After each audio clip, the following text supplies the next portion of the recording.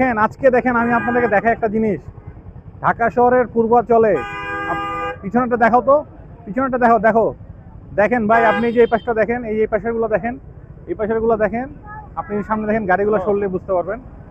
দেখেন একটা জিনিস দেখেন, ঢাকা শহরে দেখেন, ঢাকা শহরের পূর্বাঞ্চলে নীলা মার্কেট।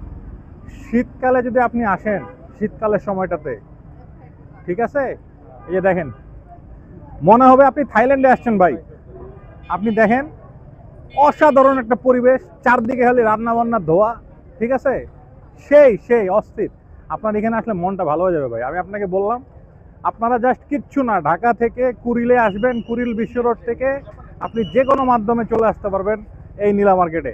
এবং আপনি দেখেন এখানে বাচ্চাদের একটু দেখেন, এই যে এদিকে দেখাই আপনাদেরকে, এদিকে আসেন, এই যে এই পাশ দিয়ে দেখেন। আপনাকে যে বললাম আমি যে বাংলাদেশ এখন নীলা মার্কেট, আমার কাছে মনে হয় আর কি থাইল্যান্ড, একদম থাইল্যান্ডের মতো, ঠিক আছে। এই যে দেখেন,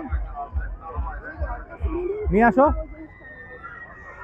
দেখেন বাচ্চাদের জন্য কত সুন্দর একটা খেলাধুলার ব্যবস্থা করা হচ্ছে এবং কি ধরনের লাইটিং আপনি দেখেন না ভাইয়া, মানে বিশ্বাস করেন আপনার মন মেজাজ একদম ভালো হয়ে যাবে। ঠিক আছে, আসবেন আসবেন, বাচ্চাদেরকে নিয়ে আসবেন, সময় কাটাবেন পরিবারের সাথে। একটা রিসার্চ থেকে বলা হয়েছে, বুঝছেন, একটা রিসার্চ বলছে যে যেই ব্যক্তিরা পরিবারের সাথে বেশি সময় কাটায় তারা কিন্তু সবচেয়ে বেশি দিন বাঁচে। ঠিক আছে, তো আসবেন, আপনার পরিবারকে নিয়ে আসবেন, নিজেরাও আসবেন, ঘুরবেন।